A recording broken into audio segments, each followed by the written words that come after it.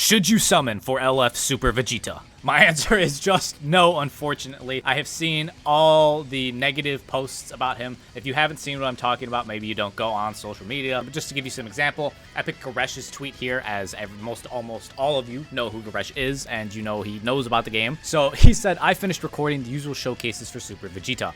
Normally it would be funny, but at this point it's just sad.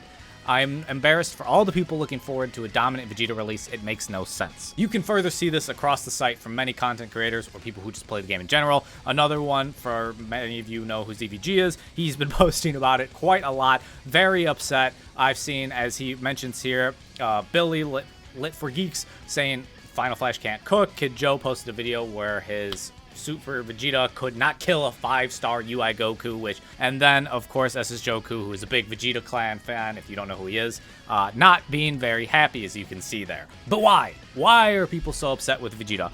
Well, some of the most popular reasons people are upset is the fact that Vegeta here does not have a way to gain cover change null on like his green, which is kind of a great way for you to control when he gets it.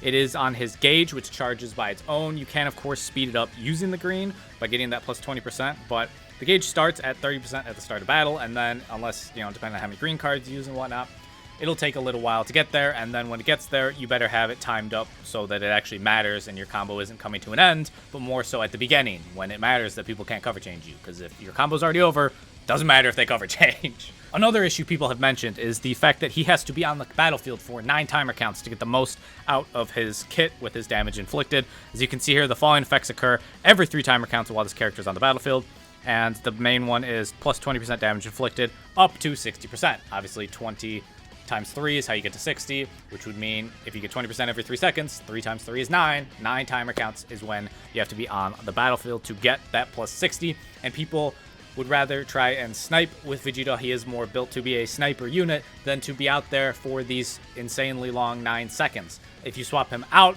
then you have to go through the whole process again when you swap him back in, so you don't want him kind of going for these long combos when he doesn't really have any way of reducing his card cost. He does get ki in numerous ways, but it doesn't really matter when the cards cost too much of that ki that he isn't gaining enough back to continue the combo for longer than that you would like for it to have happened, because 9 timer counts, you don't want Vegeta out there getting obliterated for 9 counts just so you can get there. You want Vegeta doing the damage and staying alive, and it is hard to stay away from someone for 9 timer counts when you only get so many vanishes. So those are the main points that people have pointed to. Of course, if you watch some showcases, there are numerous showcases out there about Final Flash Vegeta. You can kind of see these things in action for yourself, which kind of helps highlight them better than just, reading the text and talking about it. But some other issues with this are his banner. It's not a great banner. It's not like, oh, this is insane value. Even if the Vegeta himself is a little subpar, you're getting great value on the banner. Not really.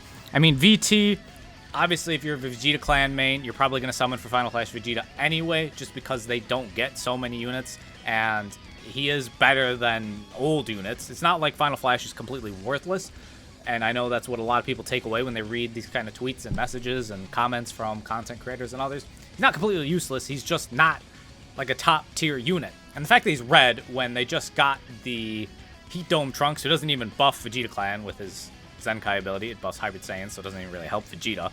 But the fact that he's red means that they're kind of aiming for it to be a UI sign counter, but then he ended up being not that, because he's also a melee type, which UI sign just automatically dodges those strike cards.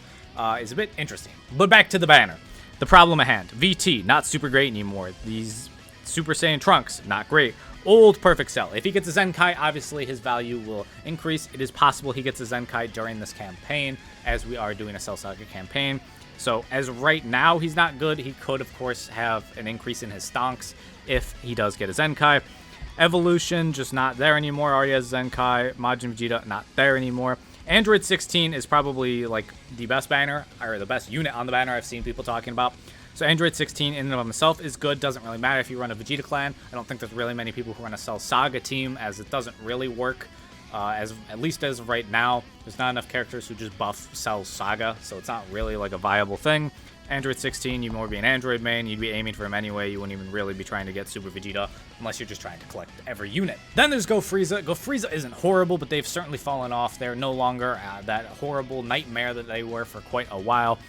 A lot of the new units that have come out just have so many ways to counter them that, yeah, their whole rush gimmick is still nice, but the rest of them isn't the best in comparison to some of the newer meta units if you are aiming for things such as God rank or higher, because you need the best teams to go for that. Obviously, you can play this game, if you're just casually playing this game, the meta doesn't really matter all too much. You can win with just about any unit, given that you're skilled enough and that your opponent isn't like a super whale who is, you know, close to you in skill, and you're running some super old units and they're running new units.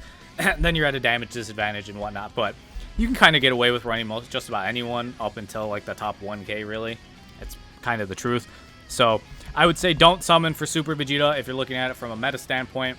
If you're free to play and you don't run Vegeta Clan, then there's really no reason at all to summon for him. You should just be saving for your main teams anyway as a free to play, unless you enjoy collecting everyone. Then it really doesn't matter. You probably don't even watch these videos because you're just summoning for everyone anyway. So that's my thoughts. That's my opinions. That's what I've seen people talking about. I do like to wait to put out these videos a little after the unit comes out to actually kind of get some data and information on the unit, see some showcases, see what people are feeling, saying about the unit, instead of just, oh, unit looked bad on paper, don't summon, and then, because we've had that in the past, where units are bad and they end up being good. But either way, hope you enjoyed the video. If you did, make sure you leave a like, subscribe if you're new, and we'll be posting more videos here. We had kind of a busy period, but we should be getting to more videos close to daily. So, hope y'all are having a fantastic day, staying happy and healthy. I'll catch y'all tomorrow.